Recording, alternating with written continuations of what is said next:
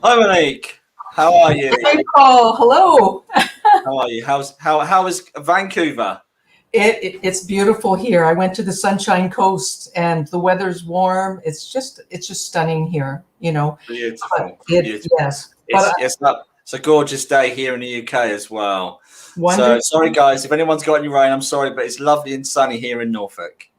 But I'm really excited tonight. Guys, if you're just coming online, if you want to drop us a comment, just so we know that you're seeing this feed, because I do panic sometimes when we press that live button that no one can see us. There we go. Hi Si, here we go. Hi Peter, Karen and they're Carol, starting to come. lovely. So we got everyone coming in. That's brilliant. And when you come in, also if you're coming in from a different group, if you allow StreamYard, I think it's privacy settings, we'll be able to see any comments or any questions you'd like to ask. Hi, Becky. Becky's in. Hi, Becky. So I know I've got a couple of you guys coming in that haven't done that. All I can see is Facebook user. Hi, Ed and Lou. So we're back here again, Monique. I know, and I couldn't wait for this day to come faster. I know. We are so lucky. We are so lucky. We have someone very special today. Should we just go straight and introduce this? I'd love, yes, please, Paul. Bring him straight in. So we're very lucky. This gentleman started sitting in circle, by the way, when he was 17 years old. He started developing that young. And I do know since then he's gone on to become a very well-known medium, not just in the UK, but also abroad. So big drum. I want to kind of do a drum roll, but I don't have any sound effects. I want to introduce, here he is, the lovely Darren Brittain. Hi, Darren. Good evening, everybody. Thank you for being here. Brilliant. Thank you for agreeing for us to interview you. Oh, it's a pleasure. I'm really happy to be here. Thank you. Yeah, I mean, I know you've got a book as well out there, and there's a lot of stuff out there about your journey into becoming a medium. But the spiritual talk wouldn't be the spiritual talk because we kind of want to know how you start off on your journey. So there's people out there, there's a lot of people that watch us that are either budding mediums or developing themselves. And it's just nice to kind of get your ideas and what happened to you and your experiences. So sorry if you've kind of repeated this, because I know you've done lots of interviews and podcasts. So yeah, but can we start in that place really, where it all began first for you? Yeah. So, I mean, my journey was kind of unusual in as much as I never had any spiritual experiences as a child. A lot of people have, you know, they talk about they used to play with spirit children or they used to see things from a very young age. And I never did. I was not a spiritually aware child in that respect. Yeah. Until I developed an illness, until I developed migraine headaches, which left me with this ability to see lights around people. And that, from being 14, led me to a library where I looked at books about auras, which then talked to me about books that was about spiritualism and mediumship. Yeah. And I then went to a spiritualist church at 17 and sat in an open circle, which is basically a group that anybody can go to. It's open to the public, where I didn't realize it at the time, but if you have any kind of mediumistic ability, you can sit in that group to just be allowing the spirit world to influence you. I sat near the back just in case there was any weird stuff going on, so I could get out quick, just in case they were crazy. And some of them were, to be honest with you, some of them were slightly along the kind of normal edge. They were kind of slightly off the radar. To be fair, I'll probably put myself in that bracket sometimes. So I'm there. I get it. I think I've been put in that bracket since, interestingly enough. But yeah, so that was how it began. I sat in an open circle and I started to see images, really clear images. And the very first thing I ever saw from the spirit world, I remember it very, very distinctly, was half of a lady's face and a tattoo of a ship's anchor on a man's left arm. And even now, when I talk about that, I can really recapture that. And it was the very first image I ever experienced from the other world. And I had a sense that what I was seeing connected to a couple of ladies that were sat directly opposite me in the church. And so I just went up to them afterwards and told them what I saw as clearly as I could. And it was an incredibly strong image. It literally was hanging in midair. You know, my eyes were wide open, but it was here. It was really tangible. Wow. Yeah. So, and that was it. So I went across very bravely as a 17-year-old, nervous, shy boy and said, look, I don't understand this. I've never been before, but I'm seeing this. Do you understand it? And they did. The grandmother had a stroke before she passed away, and so she could only use half of her face. And her husband, her grandfather, had a ship's anchor tattooed on his left arm. So incredibly, specific to those loved ones. Specific, yeah. Yeah, and that was enough. That was enough for me to then want to come back every Wednesday. So every Wednesday at 7:00, I would sit in this beautiful Spiritualist church, in Yorkshire, a place called Stainforth. And that was it. That was the start of my journey, really. That's awesome. Lovely. That's awesome. Can I just say, there's a lovely lady called Stephanie just come on. Hi, Steph. Congratulations on your new child. Congratulations from us all. I hope you can hear that. Sorry, guys, carry on. Sorry, Monique, sorry, you carry on. Congratulations. Yeah. Yeah.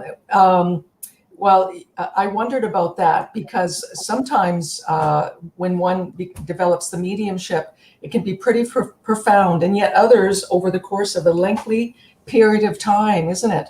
And it is. Yeah, and it can be difficult as well, that shift of perspective and reality. But it's an amazing experience when you realize you have a connection to spirit. So yeah. I didn't understand it. I think I'd read some books which led me to that kind of place to begin with. But I had no knowledge of it prior.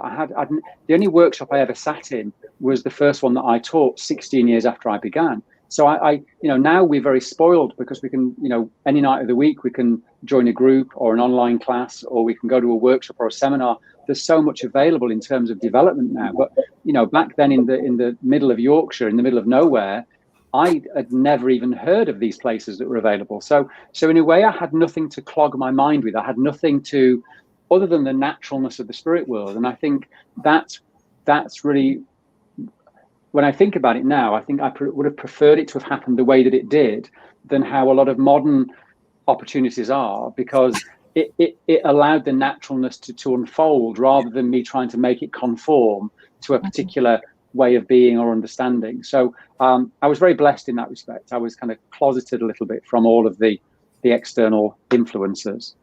But it sounded like you had plenty of support, which is lovely.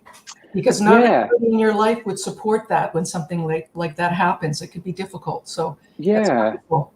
And the difficult bit wasn't about the spirit world. That was never the difficult bit. I was never and have never been scared by the other world in any way. Nothing has ever presented to me that's invoked a fear within me. I think my family were probably more fearful of the spiritualist religion because of their perception of what they thought it meant. I was going to be hooked into some weird cult. And so I think that they had a lot of anxiety, more so than I ever did. But there were people in the church that were incredibly supportive, that were incredibly encouraging. And I think that helped my awareness to flourish a little bit more, because I've since learned that fear and discouragement will always close it down. So I never had that as an influence in my early years, which was great. That is exceptional, because a lot of people have those negative influences, not because people are necessarily, it's more of a fear thing, isn't it, from people?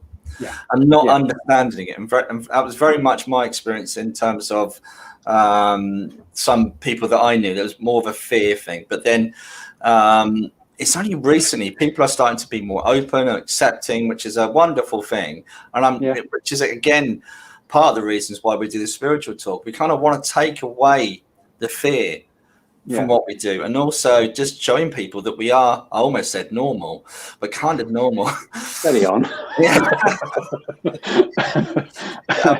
But it's true. I think you're absolutely right, because I think a lot of people have this idea, and I blame Netflix and Hollywood for this. Absolutely. We're tortured souls that are walking around being disturbed by voices and being plagued by spirits. Really, we're not. We're just in Tesco's doing our shopping like everybody else. We're not bothered by the other world at every opportunity. But I think it adds to the mystique, and we really are just regular people that have an extra element to our awareness. In terms of, because a question that comes up quite a lot with people that I found, especially developing mediums that have asked me, Paul, if you're in a supermarket, do you get compelled to give somebody a message? I know we were talking about this before we came on here about making sure we have good boundaries. Is that something you've ever done in the past? Is that something that happened to you? Yeah, I have. I remember, and this is like in the early days of my involvement, when I really wasn't aware of the kind of ethics and responsibility that come with being a medium. I had this thought that if you were aware of it, you had to give it. And I've since realized that your awareness doesn't mean that that's an intent to give. It's just that your consciousness has moved into that place in that moment, and it doesn't necessarily mean you have to act on that. But in the early days, when I didn't know that, absolutely. And I remember being on a bus with my mum going to somewhere or other, and we sat behind a lady on the bus, and I suddenly was aware of a young man that was her son. And the young man gave me some information, and he said, "You have to tell my mum, this is really important." And I actually got off the bus. I made the bus driver stop whilst I got off the bus, and I followed her off the bus and stood with the bus stop and spoke to her about what her son wanted to say. And sadly left her at the bus stop in tears as I got back on the bus. And that's the reality of it. We're opening people up as mediums to their pain, and then we're leaving them with it. And so the need for boundaries is vital, because we don't know what wounds we're opening, and we really need to be present to deal with any fallout of that. So that was a big lesson for me in terms of what mediumship has, what it can do for people in a positive way, and also in some cases in a negative way. It doesn't happen anymore. So if you see me out anywhere, I guarantee I'm not in the zone. It's something that's really, I think it's like, you talk about ethics, but it's something that's really important. Unless you don't know the potential, the damage you're creating, but there's a healing process there, and it comes from good intention. But for budding mediums out there that do that, I would advise not to do that. Absolutely. Definitely. Yeah, absolutely. Sorry, Monique, I'm hugging Darren already. Please. Well, it's part of the it's part of the evolvement of, as you evolve as a medium through life's experiences. And I'm sure you've been doing it for years, Darren. The things you must have been experienced and exposed to, and the lessons you must have learned over the course of the years in regards to mediumship and what it means exactly. Over the course of time, not just mediumship, but I wonder if you feel that mediumship is actually. It's sort of how I looked at it from the very beginning. Mediumship, and I'm a spirit artist, is sort of a side effect of an awakening to spirit. Yeah, absolutely. And that's first and foremost, the thing that for me is most important. But it's wonderful to have the side effects, the mediumship, the art, and any other skill that so many of us here have. We're all so very different. So absolutely. No, and I completely agree with that. I think that's a really beautiful way to explain it, because I think a lot of people make mediumship the goal. That they pursue mediumship as the prize, if you like. But ultimately, the prize really, if there is a prize, is the fact that we identify with who we truly are on a spiritual soul level. And then by investing in that as an identity, it makes the other world and all that comes with our awareness of that available. So it is a side effect. I think that's a really nice way to put it. But ultimately, it's not the goal. The soul is the goal. The soul is the goal. The mediumship really is not. But that, sadly, I will say, is the thing that everybody focuses on as being the point to unfoldment. And I think ultimately, as a spiritual being evolving, we should move beyond the need for mediumship as the medium and also as the recipient. It should be a signpost to something bigger rather than being the point that we end. Yes. So I guess ideally we will evolve where mediumship isn't a thing. We'll all become mediumistic because it will be a part of our awakening. I would hope so. That makes sense. I absolutely do. I don't think it'll be in our lifetime, because I think as well, grief is an incredibly, powerful motivator to find answers. And so I think whatever there'll be grief, there'll always be a need for mediumship. But hopefully, and I've said this many times over the years, my wish is always that people go beyond the need for mediumship, that they instead of, getting that communication and then thinking, okay, who am I now? That the spirit world is real. My loved one is okay. Therefore, what is the nature of life from this point onwards? But people don't, they keep wanting to reconnect back into another fix of their loved one. And I understand that. And I'm not being dismissive of that need. But ultimately, it should be, beyond that. It should be beyond that. It is a part of their healing, however. you know, and in order to move forward, as you're suggesting, spiritual, you know, in your spirituality, one does have to heal. So it does come in handy, so to speak. It does. Right? It does, absolutely. But, you know, I think the other thing to be very conscious of is that as mediums, we can't read for everybody. Not everybody that communicates, you know, comes for a reading is going to get that communication. Right. And the truth is as well that from the spirit world's perspective, when we pass to the spirit world, you know, I jokingly say to my friends, you know, when I go to the other world, you know, I'm going to go, you'll get one communication to say, I made it, I'm safe, I'm okay, get on with your life. And then I'm running to the light. I'm literally going to go as much as I can to that place, whatever that place is. So I think that there are some communicators some people that pass away that move beyond to the place where they're unable to communicate because they've moved beyond that. So I think that mediumship can be hugely therapeutic. I'm not denying its power in that respect. But I think that the real journey is what comes after that. Yes. Yeah. So at what point then, Darren, in terms of your development, so I know you said you started at 17, at what point in your own personal development did you kind of bring the two together, that spiritual identity of yourself and mediumship? Was there an awakening, or was there a eureka moment?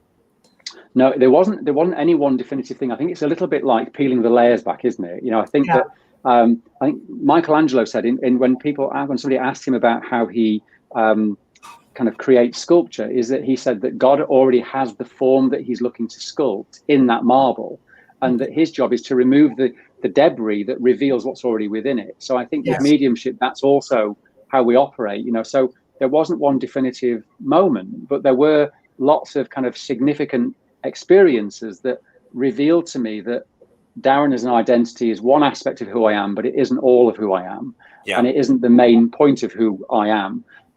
So I think that it's been an ongoing and will be an ongoing process. I think it's not a light bulb moment that everything made sense. There's a lot that doesn't make sense to me still, but we are evolving. Yeah. Also, while we've got a moment here, I also want to plug your book because it's a good read. Now, I did have a copy, and I have people that come in and out of my cabin, and someone has taken it. I can't find it anywhere. So if anyone's listening, if you got my copy of Darren's book, please can you plug it for me? So it's from innocence to inner sense. That's right. Yeah. It's also it's a biography, but it's also more towards the end of the book about development and about education. Yeah. And I hope you don't mind. I have been watching some of the work you do and how you demonstrate, and what comes across to me is obviously you're very good. You're a very good medium. But it's your ethics and it's your professionalism, and it's the way you give the evidence. And if something doesn't fit, you'll say that, even if the sitter is trying to help you. And I'm assuming you've learned that trust in your connection, and it's so powerful the way that comes through. I kind of want to, I'm having a bit of a moment saying you're a brilliant medium, but I kind of embarrassed myself saying that. But it's great to see the professionalism, and I think there's not enough. And I think it was Tony Stockwell that once quoted, "There's not enough good mediums out there." But guys, if there's anyone that you want to connect with, this gentleman is your man, because the way you work is fantastic. Thank you. Thank you very much. That responsibility to spirit as well, it really sticks out in your mediumship. So but I guess, you know, your book as well, talking about how to get into that process, I think it's really important. Everyone's developing. And also there's another question within a question, and what I'm trying to say here, I'm going off on a tangent, I'm sorry, Dan, but if you could start again, or if you had to start again your journey, what would you change? Anything? Would you do anything? I'd start later. Okay. Really? I didn't expect to hear that. Yeah, no, I'd start later, because, you know, 17, you know, is a really formative part in the development of the person, of the mind, of the emotional self.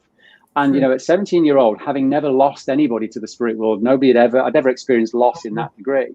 I'm suddenly thrust into this world of trying to help other people understand their loss when I've never experienced it. You know, the weight of responsibility that comes with mediumship, I was had thrust upon me at that age. So, and really didn't fully appreciate the impact that had on me. So So if I had to start it again, I would say, you know what, let me get the teenage years out of the way. Let me live life. You know, my 18th birthday, I was sat in a development circle when really I should have been, you know, out doing inappropriate things at inappropriate hours.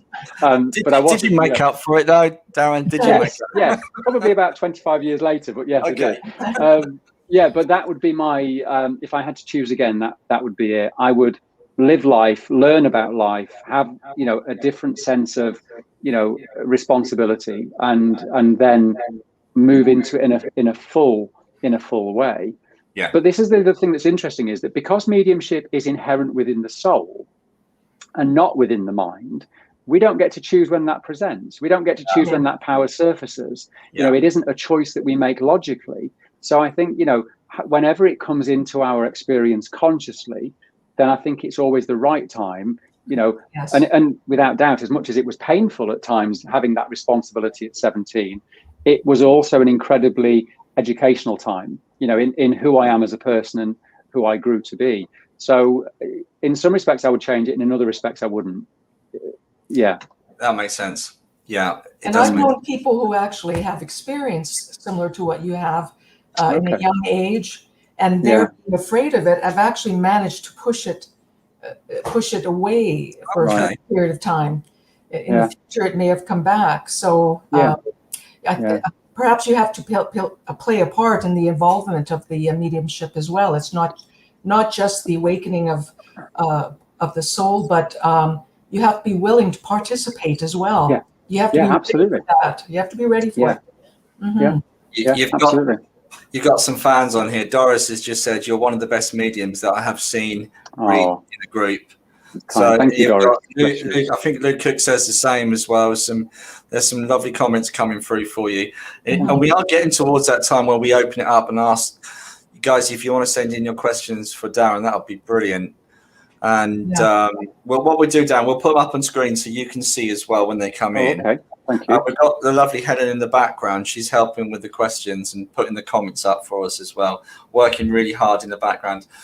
And we really appreciate your help, Helen, for all that you do for us. So, yeah. Sorry, Monique, far away. I know you have loads of questions for Darren. Let's see now. Let's see. Now, I was listening to your you speak just recently at the Inner Spiritual Center. Yeah. Okay.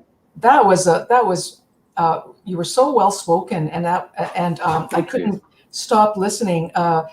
Everything that you said really resonated. And one of the things that you said, let's see, I've written down on my notes. I feel it's the experience of life that allows you to evolve. Oh, can you not hear? Yes, we can hear you. Yeah, we can hear you. Can you still hear us? There's someone, it's taken your... Oh, he's... Can you hear us now? Yeah, you've just muted yourself somehow, Darren. Not sure how. And he's frozen as well. He might have just... Oh, it could be the internet on his end. It could be. I don't know. It could be intervention. I'm not sure. He's just right. Darren, you might have to come back out to come back in again. Let me just drop you down, and then I'll add you to the stream again. Sorry about that, everybody. Yeah. We can't always control the technology, obviously, but... Yeah, it's not even let me to add into stream, so slight technical hitch. Do you know any good songs to sing? Well, I hope he can hear us well enough to perhaps log out and come back in. No, I think he'll log out to come back in again. Sometimes it can happen if there's a bit of an issue with Wi-Fi. Yeah, he's dropped out, so he'll log back in again. But I've got some spoons. We could do some spoons on my knees. But no, you're absolutely. I had a really interesting question to ask him too. Yeah, well, we've actually. I mean, I'm assuming you're referring to the Inner Spiritual Center that he did a Sunday service recently. Yes, exactly. And it was wonderful. We did share it to the group. So, guys, if you get a chance to look in, if you're part of the Spiritual Talk group, someone's just put guess the tune. I'm not, Stephanie, sorry, I'm not doing that because it will put everybody off. Our viewers will completely go in seconds. So, yeah. And it was very, very well presented, and everything he said I resonated with, hence us putting it up in the Spiritual Talk group. So if you're not a member in the Spiritual Talk group, just click onto Facebook and you'll find it. There's mine and Anthony's beautiful mugshots on there. So we'll click and we'll let you in. And what we could do if Darren doesn't come back was I'll just interview you, Monique. Oh, lovely. I had noticed you've had your hair done for this interview today. Oh, well, it's the Canadian singer Anne Murray's look. You might be too young to know about that, Paul, but yeah, the messier it is, the better it looks. Oh, really? Yes. Okay. It looks really nice anyway. So I'm sure, it looks really good. Well, yeah. I hope he comes back, because I really wanted to talk to him about about his about what he spoke about and how he spoke the other day at that church service, and talk about the involvement of the soul and in regards to, as you live your life, accepting the good and the bad as we move forward. I would have liked to have heard his comments about that. But there's a question coming here for you from Anne Osborne. I'm just going to put it up on the screen. When did you start your spirit art? Did you start young? Oh my goodness! I don't want to take over the interview, but it's okay. Thank you. My hair looks lovely. Well, thanks for the effort. I wasn't too much unlike Darren in that I started to see spirit as well, but not at such a young age. And for me, naturally, I've always been a professional artist, computer animation, special effects for television news for over 30 years. And then spirit just started showing up in my living room, of all places. Now, thank God it was my family. Otherwise, I was not unlike Darren. I would have been a little bit disturbed about that. But I felt totally comfortable. And when I learned through the spiritual church, as Darren did, that one can be a medium, one was supposed to talk about what they were seeing, I naturally said to the minister, the teacher at the time, why bother describing it? I'll just draw it for you. I was a professional cord illustrator for many years. And he's back. So he's back. Let's get Darren straight back in. Sorry, I have no clue what's happened. It just suddenly died on us. Anyway, sorry about that. Okay. That's okay. It's not your fault. Hide Lucy's comment. Lucy was commenting on Monique's hair, how nice it was. Oh. Yeah, and the involvement of mediumship, as far as a spirit artist is concerned, is not unlike your own, but at a much later time in my life. But what I wanted to ask you, Darren, before the technical problem, was your talk with the Inner Spiritual Center, and how you talked about the involvement of the soul in regards to just experiencing life as it unfolds. Once you realize that's happening, you open up to the good and the bad. Most people walk around in life feeling that, running away from anything that's negative, with the idea that they are in charge or in control of making nothing but positive experiences in their life. But that's, of course, over time we learn that's not the case at all. So when you're awakened to how spirit allows life to evolve for your own growth, then it's easier to take the good with the bad, isn't it? Yeah. Well, I think it's an interesting thing to, because we tend to simplify things into good, bad, right, wrong, negative, positive, don't we? Yes. I think when we engage with when we recognize that we are on a spiritual journey, that the soul is progressing, unfolding, developing, learning, teaching, and growing, and that is, eternal. That's not just, wrapped in the identity of Darren or Paul or Monique. That everything that life brings to us, everything that we experience, is, it's about our spiritual growth. We can choose to look at it as oh my goodness, I'm a victim of life, and we may have that for a moment. Yeah. But there'll come a point when we recognize that experience, as painful or traumatic as it is designed to take us higher. And I think I talked about that a little bit more in the talk, but what shows up in our life experience is always a reflection of you or a reflection of God. Yes. So the good things, if we're going to simplify it, is that the good things that show up are reflections of that God within us, that power that we are. And the things that show up that are negative, for the want of a better expression, they're aspects of our identity, our thought process, our belief systems that are being presented to us as an opportunity to live beyond them, so that we can reach out for more of the godliness in our lives, I guess. And whenever I use the word God, I'm always very aware that people sometimes recoil because of the religious connotations of God, which generally speaking is about right, wrong, good, bad, you know, in a religious way. And I'm certainly not meaning it in that respect, but everything is designed or has the potential to take us to a greater understanding. Everything. I agree. And there were, in the early point of my recognizing this at the beginning with the awakening, without even realizing why I was saying this to the ministers that were teaching me mediumship, I remember saying to them, I want to see things for the way they really are. And I didn't even know at that time why I was saying that, but I knew that was the whole point. At least for me it was. And it took years for me to sort of piece that together and to understand that. And that's why I resonated to what you were saying in that talk. So that was lovely. Thank you. Yeah. And I think whenever we listen to anything, any information from any teacher, is that we don't just listen with our ears, we listen from a place of feeling. You know, does it feel right what you're hearing? Because I think people invest in the authority, you know. So, you know, the person that's been on TV or the person that's written a book, and they're seen as being more than, you know, the lowly student that has no experience. And yet the power that runs through you is the same power that runs through me. So listen to that. You know, when somebody speaks to you with information, does it feel right? Because if it does, then it's appropriate to where you are in your understanding and growth. And if it doesn't mean the information is wrong necessarily. It just means that you're not in that place of recognizing it. You know, so I think that's nice that you resonated. That's nice that it hit you on some level. Yes, right.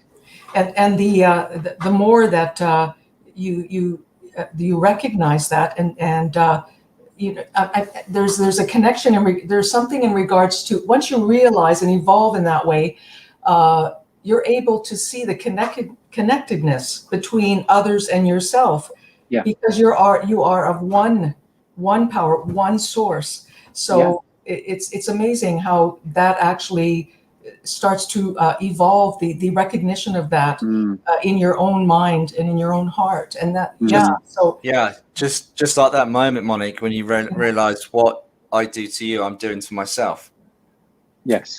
Right. So exactly. It's very very powerful. We're all connected. We all have that spirit, and Lucy's put again, very well said. I agree. Very well said. Questions are flying in now, so good. Can you read them? Do you want me to read them to you? Are you okay? Can you see that? Okay. So good question, Edward. Thank you very much. Thank you very much. So what I found in the early days, my very first experience, as I said earlier, was very visual, but was very, very obvious and very tangible. And it really, I couldn't deny it. And I think that right at the beginning of our awareness, there's something that has to happen in our awareness being conscious, where the spirit world and that power within us has to work really hard to make what was unconscious conscious. Because, you know, you've always been a medium. You know, we've always been a medium from being born. It's just that that potential hasn't become unfolded or hasn't presented itself until a certain point in your development. So that power with its potential was already there. It was held within you. But there's a point where, a little bit like the seed that we plant under concrete, it has to work really hard to get above the concrete to get light. And I think with mediumship, what we tend to find at the beginning is that there's a very overly visual quality to it because it's tangible. There's a reality to it there which can't be denied. And so I think at the beginning, what happens is it's very tangible. The feelings are very overwhelming. The images are very strong. The voices can be very clear. And sometimes it feels intrusive because there's a desire for that power to be recognized within your conscious state. But then as there is a trust that unfolds, that, you know, the more that you start working with your awareness and allowing that to blend and allowing you in your mind to feel safe with that, what happens is, instead of connecting to the spirit world in a way where we need a tangible quality to it. We connect in a much more intuitive, knowing place. So as trust builds, what we tend to find is that there are less tangible signs of mediumship. So for example, that demonstration I offered at the weekend at Sharon's, I never really saw or heard anything. And it was just in that place of connectedness where there is no separation between you and the other world, where it just comes through your awareness. You're not always seeing it, hearing it consciously, but it's coming through you. So it does change, Edward. It does change, and it should change. So often people look at that as I've done something wrong, something's changed, something's bad, and it really isn't. It's just that sometimes we move to a different level of trust in our connectedness and into our awareness, where the need for it to be so punchy and visual and tangible isn't necessary in the same way as it was right at the beginning. So it has changed. It has changed. Yeah. We got some great questions still coming in. One from Carol Phillips. Oh, that's a great question, Carol. Can you read that? Yes, Darren, I can. you can see? Okay. Yes. Well, in answer to that question, Carol, I really hope not. I hope that when I go to the spirit world, do not call upon me as your guide. I tell you all now, listeners, I will not be taking on guide duties. So I guess there's a part of this that is probably down to choice, and I've made my choice right now. So I've heard many students over the years claim to have famous mediums as their guides, as people that work with them. And I always entertain those with a little bit of suspicion, if I'm honest with you. Because I wonder what that's really about. I wonder what need that meets within the medium. Because if I look at it that right now we are aware of the spirit, we are aware that we have a spiritual identity that transcends this physicality, and we recognize that as a soul we are on a constant journey of evolution. Right. Why would we, as a medium, knowing that, choose to not evolve in a way that moves closer to the Godhead? Why would we make that choice to stay in a certain place? And I'm not denying that it can happen. I'm not saying it shouldn't happen or it should happen, but I wonder what that's about, what need that meets within the medium who claims that. Because I think that there is some part of them that might feel more as a result of having that experience or claiming that experience. So I'm suspicious of it, if I'm honest with you. I'm suspicious of it. Lou Cook, do you see your own relatives in the spirit world? Occasionally I do. I mean, there are times when my cousin passed away. Sometimes when I'm driving, I'm aware of her beside me. I'm aware, and this is the interesting thing, is that people have this idea that they just, the spirit will target us, that they're just waiting to jump in at any particular moment. And really all that happens when I see my cousin or see my grandparents is that my consciousness has just moved into the other world in that moment, momentarily, where I have a glimpse of them. They're already present, they're already around, but in that moment I just move into that awareness of it. So I don't think it's always that they're necessarily targeting me or wanting to give me a particular message. It's more about my awareness or consciousness has just shifted there. But occasionally I do. I certainly don't sit when it's quiet and the television's quiet. I don't sit and ask for them. I'm quite happy just to let them get on with what they're doing in the other world. Yeah. Lovely. There's quite a few. We've got some spammers, guys, so I'm really sorry if you're getting spammed. Oh. We are working hard to get rid of those because we're going across 8 platforms now. So excellent. The more we get out there, the more, obviously, it's great to get the messages out there, but unfortunately, we attract other issues. So apologies for any spammers. Great question here from Laurie Sinclair. Serving humanity also means you're close to God. That's it. I'm also suspicious. I'm unclear what you mean when you say suspicious, whether you're referring to the last question, Laurie, or you're suspicious about serving humanity or suspicious about being closer to God. I'm unsure what the question is in that. I'm sorry. It's not a question. Okay, it's more of a statement. Okay. Oh, okay. Okay, there was one question. Sorry if... here's another one. One from Helen. Okay. So I absolutely adore transmediumship. I think there is the most beautiful relationship to the other world where, within your mediumistic state, your conscious mind isn't interfering with the process. The blending with the spirit world the hold is strong. There is an absolute beautiful feeling of being held by the power of the spirit. And for me, that is an incredibly joyous experience. I think there's a role in all forms of mediumship: trance mediumship, physical mediumship, healing mediumship, evidential mediumship, but there has to be an evidential quality always to it. You know, often with trance mediumship, people can, they talk about it, they witness it, and they assess the quality of trance mediumship by how the voice changes. And they invest in that rather than looking beyond the physicality of the medium and look at the presence of the spirit world. So, you know, actors, performers, you know, can put on a voice and recite a script very, very clearly. They do that every day of their life, but they can't manufacture the presence of the spirit. And so with trance mediumship, whenever you're in the presence of a trance medium, you should feel the closeness of the other world. And by being in the presence of that power, it will elevate your awareness as well. So there is no doubt under the influence of the spirit that there is a closeness that's there. That should be tangible to everybody with trance mediumship. With physical mediumship, because there is a physical aspect to the phenomena that is tangible to everybody. So again, there has to be an evidential quality to it. So again, I've heard many stories about physical mediumship with trumpets flying around the room, and whilst that's a phenomenal achievement, does it really prove the spirit world exists? Does it really prove that grandma is here or that your daughter is alive and well, unless there is accompanying evidence? So again, I'm not suspicious of these things. I absolutely know from experience of the reality of them.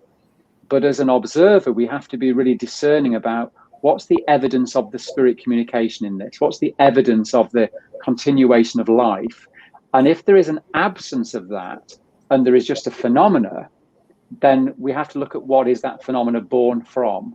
Is it from the spirit world? Is it from the combined energy and effort of the room itself, the people that are wanting the phenomena, but there isn't a presence of the spirit world? So I think whatever we choose to experience, whatever we choose to put ourselves into in the name of the spirit world, we have to look for evidence of it. Always. So that's a great question, Helen. Thank you very much. Brilliant. Rhonda's asked me to read the questions out because she can't see the. So I'll do it for you, Darren. Save you having to do it because you're doing all the work here. So, hi, Cy. This is from Cy Peters. Darren, how can I open my third eye to develop my mediumship? Could you give Cy some tips? Okay, Cy. So thanks for your question. The first thing is, don't limit it to just the third eye, because there's that perception that, you know, you can only see it for it to become real. And again, that's about the ego's desire to measure the experience. And we tend to, in mediumship, look for an external experience to measure an internal connectedness. And ultimately, you know, what I will say to you first of all is, don't go into the exploration of the spirit world with a limited set of tools. Don't go into that thinking I have to see it for it to be real. You know, because when we move into that mediumistic awareness, we move in our full self, our full awareness. You know, most of us are blessed with 5 physical senses, and we each have non-physical equivalents. So let's not limit it and limit the spirit world in how they communicate with us. So what I would say to you is sitting, first of all, as with an intent, because whenever we connect to the spirit world as mediums, there are always 2 elements. There's always an intent and there's always a behavior. Those 2 things, however we tune in, are always present. Sometimes that intent takes the form of a prayer. Sometimes it takes the form of an affirmation. In terms of behavior, people will open chakras, allegedly. They will, you know, do all manner of things. So I think ultimately understanding that what you can do to open your awareness is, first of all, recognize that you are a spiritual being. And using Monique's, you know, example earlier, it being a side effect of recognition of that, that's the first part. Not looking out there, but looking in here. Identifying who you are as a spiritual being, because once you do identify yourself in that way, it makes all the spiritual dimensions available to you. It makes it available just by you identifying with who you really are. And so that's the only thing you need to do. And if the potential of mediumship is present within your soul, then it will find its way to present. So in a way, we shouldn't have to try to do mediumship. We just have to create the right conditions that are supportive of the experience. And if we can do that by first identifying that we are a spiritual being, then and sitting with that and being very conscious about that, then your awareness will naturally expand.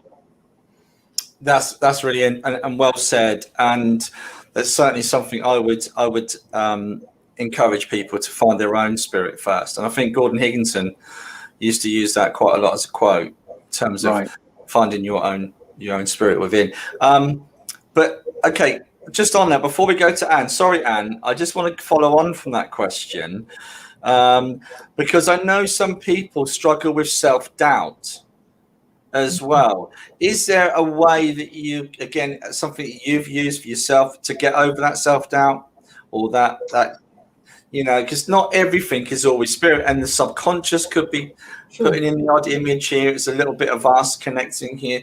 And once without, we almost stop the link. So, I'm very so when we're working in the mediumistic state, we're taking us in. We're never going to be fully separate from the experience. I always jokingly talk to my students about the fact that when we move into that mediumistic state, our conscious mind goes and sits on the shelf. It should just sit there. It should observe what's going on, but it shouldn't interfere with the process. Now, what happens is when the mind hasn't fully moved and sat on the shelf, what will happen is it will jump on everything that your awareness experiences or perceives, and will try to make sense of it. We'll try to measure it, understand it, finish the story for us. And whenever the mind is present, there's always going to be an anxiousness, because the ego deals with comparison, it deals with validation, it deals with right, wrong, good, bad. It's very, very clear-cut, black and white in the way that it operates. And so when we're nervous, when we are in that state of anxiety, it's very difficult because it's fear. And fear, as I said before, will always disconnect you from that part of you, from your soul, which is where mediumship is. So, and you'll know this as much as anybody, is that when we move into the full awareness of the spirit world, there is no room for anxiety, because you're absolutely being captivated and held by the power of the soul, which only knows love. So if we are anxious whilst in our mediumistic experience, it suggests that the mind is not fully moved out, because the mind might be nervous, we might be nervous, but the soul isn't. The soul doesn't understand what nerves are, because the soul just wants to express joy. It wants to express its potential. Absolutely. So in terms of that, I would say in the mediumistic state, we have to just give everything, even if we have a thought that it's our mind, even if we have a thought that we're making it up even, because we need to learn by speaking it what it feels like in our energy when we speak it. And we'll know, there are times when I've demonstrated and I've given information and I've thought, what, I've just made that up. I just made up a story. That wasn't from the spirit world. That was my mind trying to make sense of all the bits of information and trying to make a story out of it. But it's only by speaking it do we know the difference. And thankfully, those moments of my mind getting involved are less now than they used to be. But initially, we just have to give everything that comes into our thoughts and our awareness. And by expressing it, it will feel what's right and what's not, which parts are coming from us and which parts are coming from the spirit world. Yeah, brilliant. Okay, thank you for that. Anne Osborne. Hi, Anne. Did you realize you progressed in stages?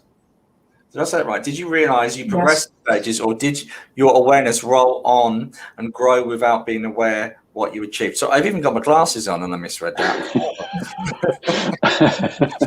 I understand it. I get it. Thank you, Anne. I would say probably both in a way. I think in terms of stages, there were certainly very external stages, such as the very first time I demonstrated physically, the very first time I did a first private sitting, the time I did my first demonstration outside of my local area. There were very much markers of achievement, I guess. So they were very tangible, valid, but validatable external stages. But then I think that because unfoldment and progression is a very, it's infinite. It just rolls and rolls and rolls. And there are many things, I think, beneath the surface that we're not always consciously aware of.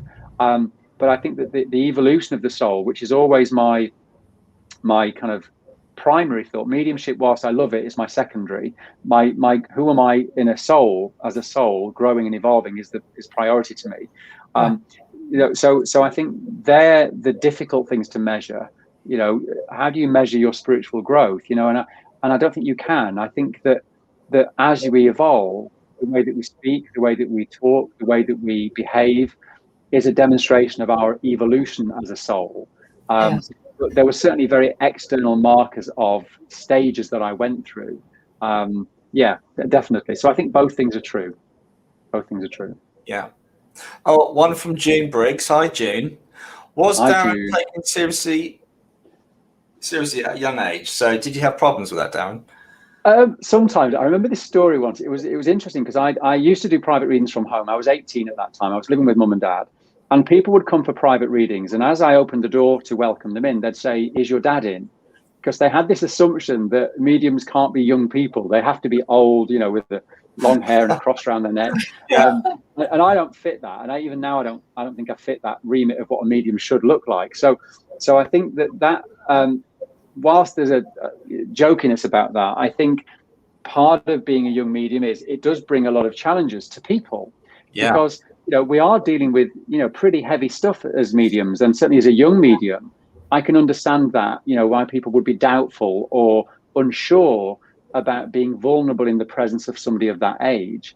But I think the other world know. I was always very clear that as a medium, what my job is. My job is to deliver what I'm told, to deliver what I'm aware of, and I guess let that speak for itself. I guess in terms of what the spirit would want to give. So I would hope that people would look beyond the age of the medium and look beyond that, and look beyond any judgments they might have about that, because it really is about what the other world wanted to bring. So I did have moments of people being unkind about my age, and even within the spiritualist movement as well. There was a great deal of envy, because there are many people that sat for 20 and 30 years. Yeah. And here I am rocking up on a Wednesday night and seeing things on the first night.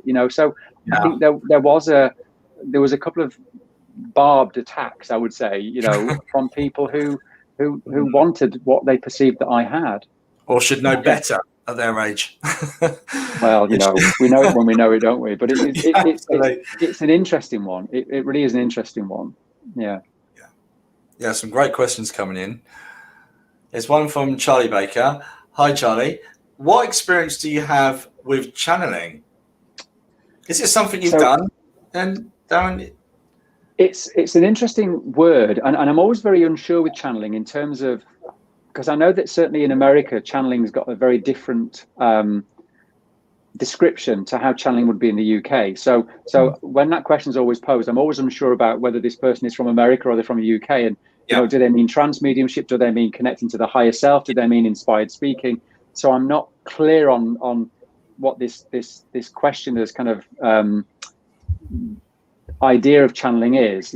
So yes, I've worked in the trance states. Yes, I've worked as an inspirational speaker, where the wise part of who I am, the divine part of who I am that I'm in touch with, does the work. It does the philosophical discourse. It inspires, but it comes from the soul. So channeling in that respect, yes, I've done and did that at the service at the weekend that Monique mentioned earlier. In terms of channeling, if what this caller means in terms of trance mediumship, then yes, where there is a discarnate spiritual being influencing the medium with their thoughts, their words, their consciousness, then yes. So I have experiences in both, but the content is from very different sources. So I can't be any more full than that, because I'm unsure in the definition that this caller has what they think channeling is. But that's my kind of take on both, really. If we get time, I'm hoping we can ask you about your guidance and how you connected. I'm not sure if we're going to get a question like that, but okay. I'll be really intrigued to know how you see that process working for you. Yeah. Sorry, there's another question. Hannah's just flashed up. One from Leanne. Hi, Leanne. Hello, Leanne. What is your most recent spiritual evolution / lesson learned? Wow. Oh gosh. Not to watch the football on the Euros. Yeah, I've told you that. So if we go in there, that conversation will die at my feet. Absolutely. We'll not go any further. Point taken. So it's a really interesting one, because, and I think part of what the pandemic is doing. It's forcing people into different places that ordinarily they wouldn't have explored or looked into. So I think one of the things that I'm very conscious of at the minute is, and I mentioned it earlier in terms of wishing I'd started mediumship later, is I want to explore life a little bit more. I want to explore, whilst the spirit world is never going to go anywhere, they're always there, and my ability, please God, I'm always able to connect with them.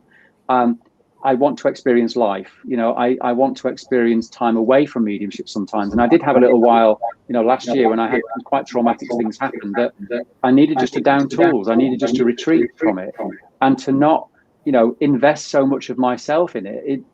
So I think my most recent revelation is about finding who I really am.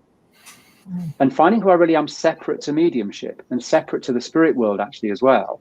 Because since being 17, that's all I've known. That's all I've known, about my world. So that's my next kind of phase. I want to experience life more than I have been doing so far. Yeah. Right. So Darren, you gave me an amazing detailed reading from someone very close to me. In life, he didn't believe in the spirit at all, calling it nonsense. Does spirit ever admit this? Now, it depends, doesn't it, on how courageous that person is, because it does take courage to actually admit that we're wrong, and really he's not wrong. What I guess I'm saying is that everything is appropriate given to our level of understanding in this moment. And when we know better, we do better. When we know better, we resolve things. So I think that's great. He gave you great communication, and I think what that shows beyond that is that he's developed and moved beyond his limited thinking when he was in this world. So it demonstrates the fact that we're constantly evolving, even when we go to the other world. That identifying areas of limitation, lack, or resistance, still continues. And how wonderful that he's been able to do that for himself and to say to you, what, I made it, I'm okay, you were right. He may not have said you were right, but he got there. The fact that he demonstrated his presence is wonderful. So I think that I also think consequently when we go to the spirit world, there are some people that are still in a form of denial. And I'm not talking about lost souls, which I believe is absolute nonsense. I'm not talking about people who claim to have attachments. Makes no sense to me whatsoever. I'm talking about how when people go to the other world, just as we can be in denial in this world of certain things, I think that that's also true for some people in the spirit world in some area as well. And as they evolve with the spirit world's help, then I think that there's a potential for them to become more open to the fullness of their experience. Yeah. Lovely. Yeah. Oh, I've taken my glasses off. Sorry, hang on. Hi, Stephanie. And again, congratulations for the new birth of your child.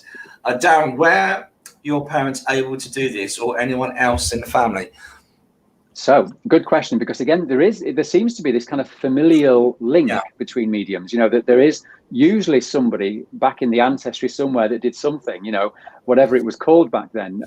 So my mum and dad, no, not at all. I was never part of a spiritual or religious household in that respect. I wasn't brought up with church as a part of my experience. Apart from when they had like cooking days where they would make chocolate and cakes and sweets, and then I would always go for that. But other than that, there was no spiritual nourishment from it. It was just food. But my great grandma, my dad's grandma, used to go to the Spiritualist church up in Doncaster. And nobody really knows too much about it other than my grandmother told me that she remembered being taken to a seance with her mum, where the medium, she said, turned into this Chinaman.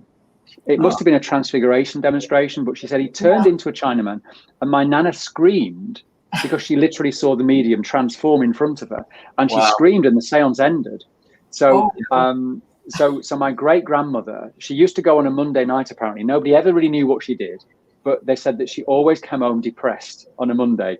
So there is a history, but not in my recent kind of family. Yeah. I had exactly the same experience. My nan used to be this way, apparently, according to my mother.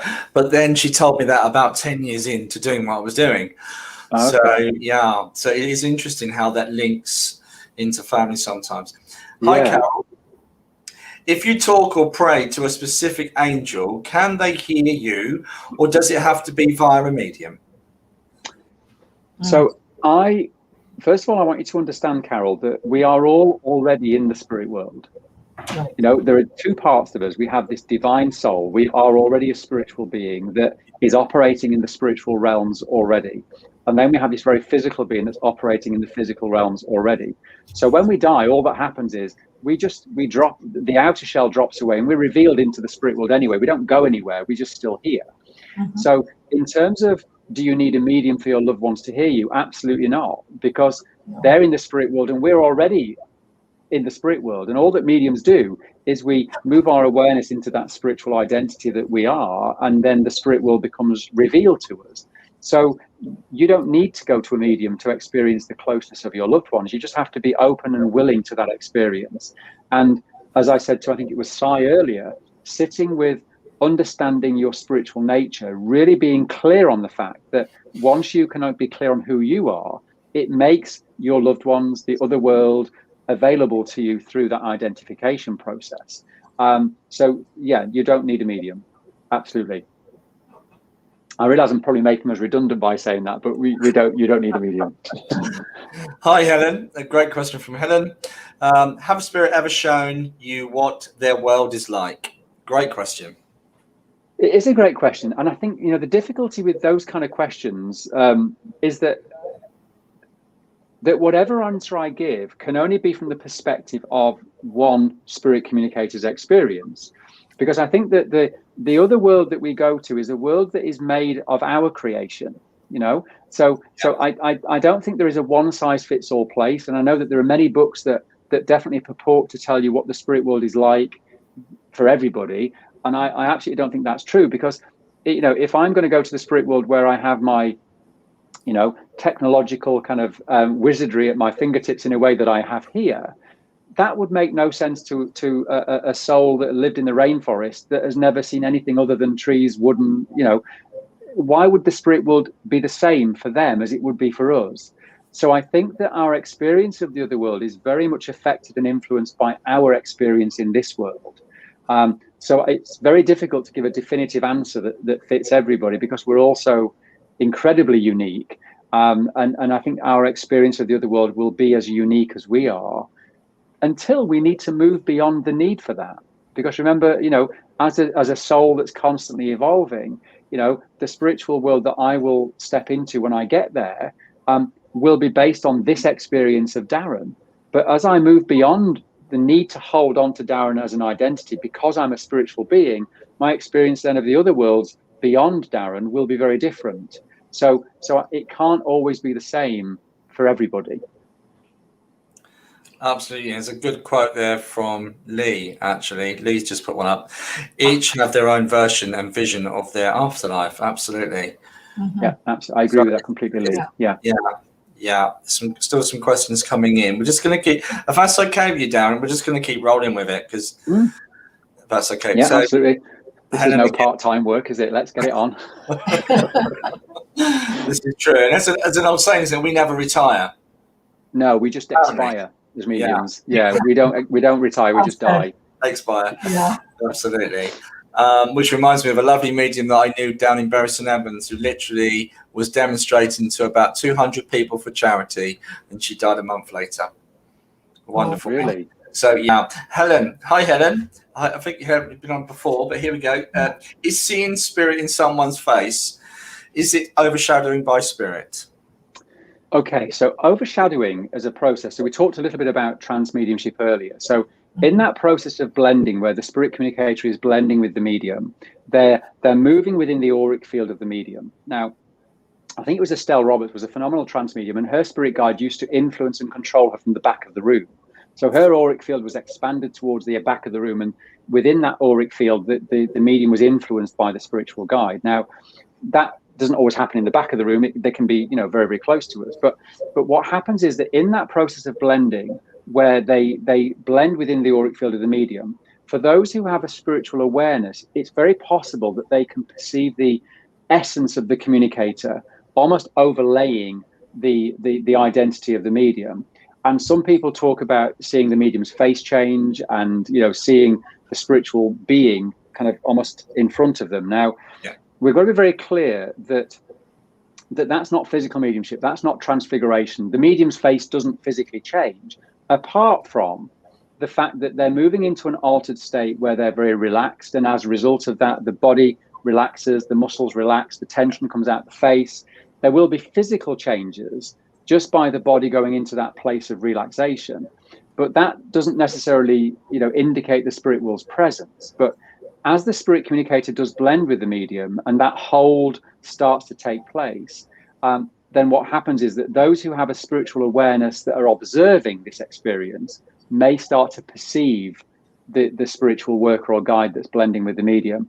And that's really the process of overshadowing, which suggests that there is a laying over of their identity in a way. But again, one of the things with overshadowing is that everybody will perceive that differently as an observer, because it's viewed through the lens of their own experience. Right. So you will not all see the same thing. And of course, in that place of 20 people watching a medium going into the trance state, the minute one person says, can you see this person's nose change? Can you see that their eyebrows different? There's a power of suggestion that then gets involved in the experience. So if we are sitting and watching this process going on, I would always urge everybody to write down individually what their perceptions are, rather than verbalize them. So generally speaking, with overshadowing, it's really where the spirit world has a hold on the mind of the medium, where the mind doesn't influence the experience so much. And in that case, the power and the presence of the communicator is evident through the auric field of the medium. Hopefully that answers. Yeah. There is. Oh, before you go to Rhonda, there's one that we missed from a young lady further back. Zoe, can you see that one, Helen? I'm just going to quickly. Oh, there you go. Yeah. I believe Zoe is saying, how long does it take for a loved one to go over to the spirit world when they pass? Do you have any ideas? Yeah. Immediately, Zoe. There is all manner of stories that I've heard over the years from various people who say, you have to wait 6 months to be able to communicate with a medium. Nonsense. The interesting thing is that if that's your belief as a medium, and that will be your experience as a medium, if you hold that thought as a medium that certain people can only come through at certain times, for certain reasons, then that will be your experience, because your mind will filter your awareness. But in terms of availability, the minute somebody leaves the body, they're able to communicate. The minute they leave the body, so there is no limit on that. Obviously, they have to be in the right place to be able to communicate their presence. They have to be in the presence of a medium who's able to receive that and not have any of those limitations that we've spoken about already. And the other thing that's important is that the sitter, I believe, has to be in the right place in their grief. For that to be a helpful therapeutic communication, rather than it be something that pushes them deeper into their trauma. So I think there are lots of reasons why it doesn't communicate straight away, but it certainly is available straight away. Awesome. Great answer again. Sorry, can I just say, sorry, Helen. Poor old Doris, she said we've missed your question. Sorry, Doris, if you'd like to ask again, we'll get you on next, okay? So we're sorry we missed you. We are trying to keep up as the stream comes in. I've got a lovely Helen helping us out in the back. Hi, Rhonda. Can anyone go into the Spiritualist church, or do you have to have some ability for this? Not at all, Rhonda. It's available and open to anybody that wants to go in. There are various services that you can go to, some of which you are just an observer. You're invited to participate if you receive communication. There are healing services you can go to, and there are circles and groups which we've talked about a little bit as well. So you don't need to have some ability. I think that it is a recognized religion. There is a comfort that people get from being in those environments. So you don't need to have a membership to attend. You don't need to have an ability that's going to be measured and tested before you're accepted. No, so it's definitely an open public forum. Yeah, and I think, Rhonda, there is one in Dis near you, actually. I think you're near Dis, if I'm right in saying that. And there's many different types of spiritualist churches. They're not just belonging to the SNU. There's a lot of independents as well. So yeah, it's well worth doing some investigation. I'm not sure if there is another independent one in Norwich, but I know there is. In Dis, but I know there's an SNU one in Dis. I'm sure you'll be welcome there. Okay, Doris. Thank you, Doris. Do you think that when you lose someone like a child blocks your ability to learn and open up your mediumship? Okay, so I think that sorry, I'm just feeling into that question. Sorry, I just went a bit weird then for a second. Many people's awareness of the spirit world is preceded by a highly traumatic or emotional experience. You know, many people come into mediumship because of grief, because of loss, because of illness, because of near-death experiences. Most experiences are, you know, traumatic, and whatever the experience is, it's normally something that has pushed you into your emotional world very, very deeply in a way that's disconnected you almost from the physicality of your experience. So, you know, any kind of grief has a potential within it for this internal scrutiny to maybe help you to access your emotional state, which is how we can experience the spirit world. Now, one of the things that happens in all of us, even as mediums, is that the power of our mind can influence and affect our ability to connect into that place. And so if that trauma, if that loss is still too painful, is still too raw for you to move beyond that, even though you might have a desire to experience the connection to your child or to the spirit world, but if the trauma of that is still so incredibly at the surface, it may be that your mind protects you from fully investing in that, because it you know, the power wants to bring to the surface those parts of you that require healing, but not to the point that it puts you into trauma again. So I think that there has to be a certain point in our grief when that becomes available to us. And it doesn't mean you shouldn't try. It doesn't mean, because there are great benefits from just sitting in the presence of the spirit world that are really helpful. But I wouldn't say that it blocks it. I think that the mind is protective over us. And maybe that's why it feels like we can't quite get that connection sometimes. That's what I would say to that, Doris. That makes total sense to me. Oh, we've got another one here from Anne again. Hello, Anne again. Can you explain, please, how some communicators can have us in tears and the feeling is so intense? So as the medium, I'm assuming this question is from Anne about how you can be overwhelmed in that state. Yeah. So there's two things that pop into my awareness at that point. One of the things is that when we connect into the spirit world or connect into that power that's greater than us, we often feel more loved or more loving. That's one of the identifying things. You know, whenever we connect to the spirit world, there is usually a physical sensation. There's always an emotional response. And the way that our mind behaves is always, it changes when we enter that connection or that connected state. So because we're connecting into something bigger than us, that's more loving, we often can feel in a way that love that we've never experienced before. And that in itself can be overwhelming. As a medium, we're also privy to the feelings and thoughts of our communicators. You know, they move through us in that way. And so we get a glimpse into their world, their feelings, their emotional state. And that can be incredibly intense as well. Now, the problem with that as a medium is our job is not to get involved. You know, our job is not to allow those thoughts to take us down into a puddle on the floor where we can't communicate the communication. So what that might suggest is that in your mediumistic state, your energy field, the part of your auric field called the etheric field, might need to be strengthened. So I would say to sit more regularly, just to sit in the presence of the spirit world, be amongst nature, be amongst things that replenish you, that energize you, because it may be that part of the auric field where the spirit world starts to become tangible and conscious, it sits within the physical and emotional layers of the auric field. So what can happen is that any emotion that comes from the communicator can bleed into us, and that we start to get disabled by that. And of course, as we start to get disabled by that, we then start to identify with the feelings, and then we move out of our connected state. So maybe try sitting more with the spirit world before you work, and that might help to strengthen that part of your auric field. But also what it can suggest is that we're too involved as well. So taking time to let the spirit communicator blend with us, because then it becomes about them and not about us. And I wonder if that might be something that's going on there as well. So try not to let it overwhelm you, because then you're no good to the spirit world. If you can't communicate it because you're triggered by it, then that doesn't really help them as a medium. Mm-hmm. Yeah. Okay, we got another one from Rhonda. Being a medium, do you get information about your loved ones? In other words, are they going to become ill, or even potentially passing of a loved one?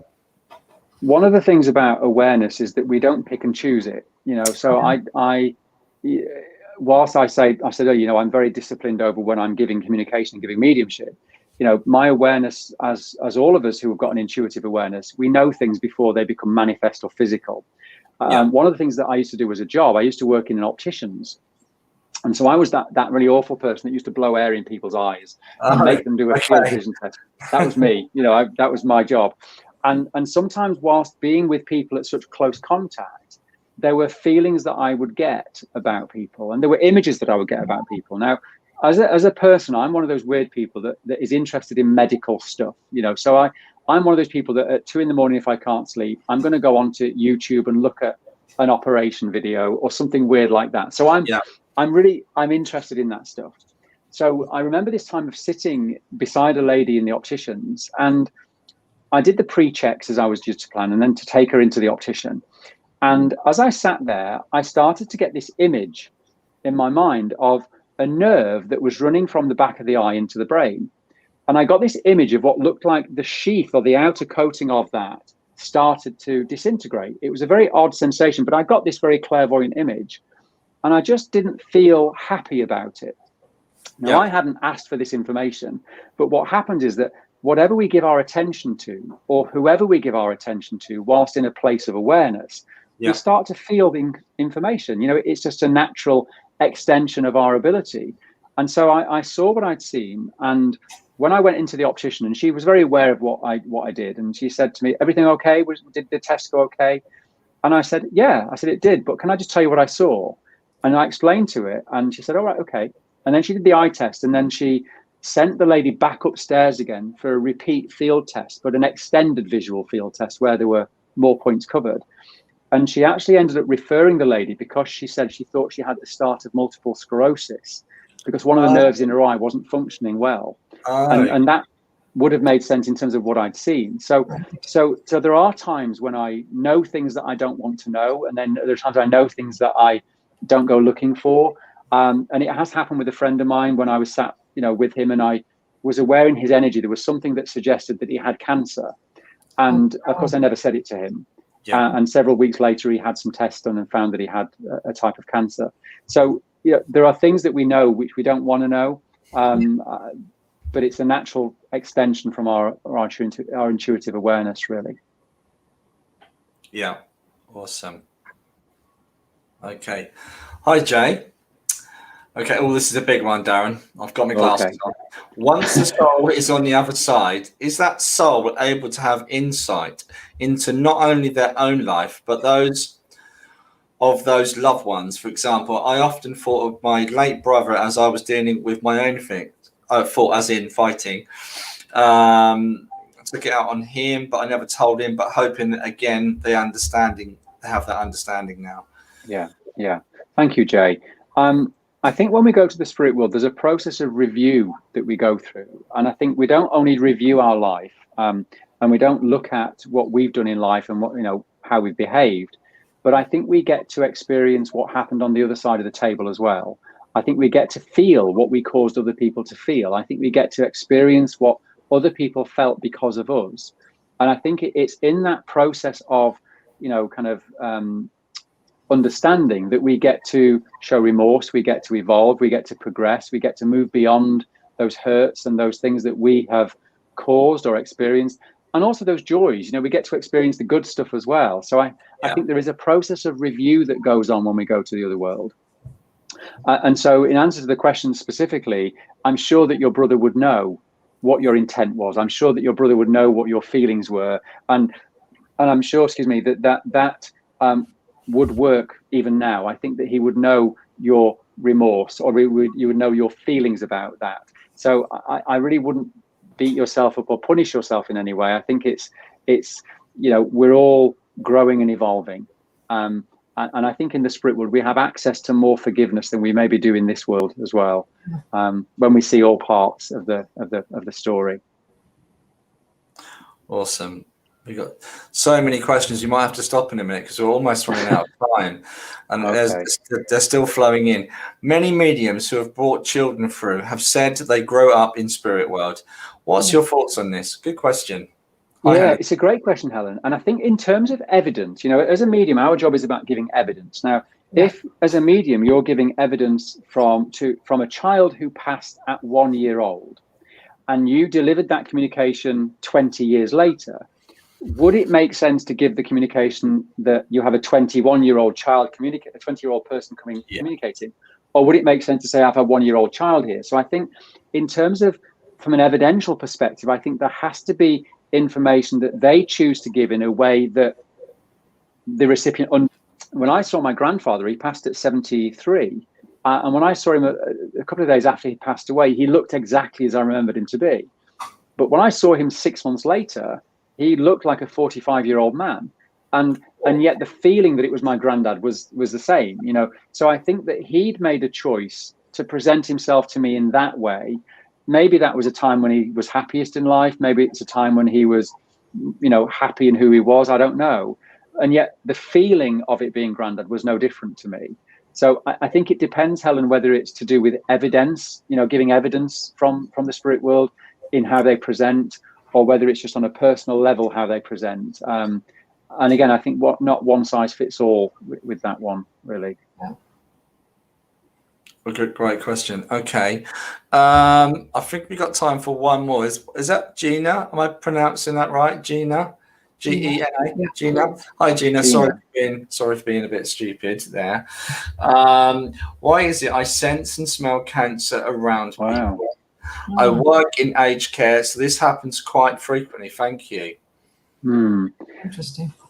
I don't know I can actually answer the specifics of why you smell cancer, but I wonder if there's a part of the experience, because you are so surrounded by that condition and surrounded by vulnerability, and you have a degree of awareness within you. I think that there's a hypersensitivity to it because you're exposed to it a lot, and maybe there's a not dismissing that as a psychic awareness, but also just on a very earthy level, because you're around and exposed to that, the signs of that condition worsening, progressing, presenting, and I think that might be just a hypervigilance, that's kind of beneath the surface, that's kind of a very low level awareness that's not about a mediumistic state or an awareness of the spirit world. It might just be an experiential skill, if that's the right word to describe it. So that those two things might be kind of operating together. But in terms of why you're experiencing it with cancer, what I will also say is that I wonder if in your own life you've also personally been affected by that disease in some way. Yeah. That it's really. Darren, can I just quickly put this up on the screen to show you? Can you see that? There you go. Yeah. Perfect. Yeah. Great to hear you're okay, Gina. That's fantastic. Yeah. But absolutely. because there is a personal experience of that, it's almost like if you spot it, you've got it. And I don't mean that literally with everything, but in this case, because it's been a personal experience, your awareness of that condition isn't just about within you, it's also aware of that out there as well. So I think all of that together probably is what's added to the awareness of it as a condition. Yeah. I agree, Zoe. That is incredible. Awesome. So we won't take any more questions because I can't believe, Darren, we've been live almost for an hour and a half on just questions only. Apart from my little break. And they will just keep coming and keep coming. But I guess what everyone wants to know at home, I'm sure, is what next for you, Darren? What's next? Oh gosh. I never really look at things in terms of next. I'm quite a reluctant medium. I've got to be very honest with you. This is how I know that mediumship is within the soul, because when I'm in that state, I love it. I absolutely love being held by the spirit world. It's such a phenomenal experience to be part of. But when I'm not in mediumship, I don't want to do it. I really don't want to do it, and people, don't understand that. So, but that's how I know that it is not a mental faculty in terms of it doesn't come from our mind, because there are so many times as a medium that I've not wanted to work, that, through illness, through laziness, through whatever it is. But the minute I move into that state and I'm held by it, then there's no question that that's what I'm meant to do. So in terms of what next, Paul, I don't really have any desire. I'm not ambitious in that way. I really like to stay beneath the radar. I don't like to promote myself majorly. I'm certainly not hung up on fame or the need for adoration. That's not my bag at all. But on a really personal level, as I said earlier, my only purpose is to evolve and to be the best that I can be, not just as a medium, but as a person, to evolve spiritually. And that's the bit that matters to me the most. And I really do think there will be a point when I stop doing mediumship, because I evolve beyond the need to do that. So that's probably what's next down the line. And I'm not going to resist that if that happens, because I think that what matters to me more than anything is that I grow, that my soul evolves. And in that evolution process, there may be times when we have to let go of certain things that we're no longer vibrationally aligned with. So we'll wait and see. I think that's the only answer I can give to that. Yeah. Awesome. Well, it leaves me to say thank you ever so much. Monique, obviously I want to give you the last word. Well, I just put you right on the spot there, didn't I? Well, I'm sitting here wondering about the book that you've written. Paul's had a chance to read it, and I haven't yet. And I'm presuming, can we buy it is it on Amazon or? It is. I think there was can I get it in Canada on Amazon now? Because there was a lady asking from Canada earlier. Can you get it on Amazon in Canada? You can, yeah. So how it works is that wherever you are, if you're in the UK and you can order it from any bookstore in the UK, it's available on Amazon and other online retailers. It's through my website as well and various things. Okay. So if you're buying it outside of the UK, the book will be printed in the country that you order it. So if you're ordering it in Canada, it will be printed via Amazon and shipped to you via Amazon in your country. Right. So, and that works out cheaper than it would be if you had it from the UK then shipped across. Yes, so it's available anywhere, literally. Lovely. It's very, thank you. It's available. Yeah. Awesome. Thank you. Before you go down, can you pick randomly, can you see the comments down one side? What we do to say thank you for people for their support, we give away a free reading. Oh. We do one a week just to say thank you for people and getting the word out there.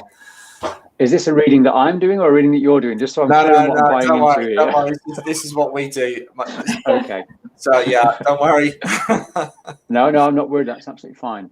So my awareness has kind of pulled me to Derek Spall. Derek Spall or Spall? Okay, Derek, brilliant. If you'd like to get in touch with us, we can arrange a time when we can read for you, Derek. So congratulations. Yeah, so I can't believe it's gone so quick. It really has. Yes, I've loved it. Thank you so much. Yeah, it has been brilliant. So it's just down now to say goodbye and thank you ever so much. Thank you everyone for being here. Thank you for inviting me, and enjoy the rest of your week. Thank you. And same to you. Much appreciated. Honestly, it was wonderful. Thank you. And next week's guest, before I go, because I know I'll get into trouble because Helen will be beating me with a stick if I don't say this, is the lovely Leonard Tatt from Norfolk. And this gentleman has a particularly interesting story, which we'll share next week. So thanks, everybody. And we will see you all this time next week. Take care and bye for now. Bye for now. Thank you.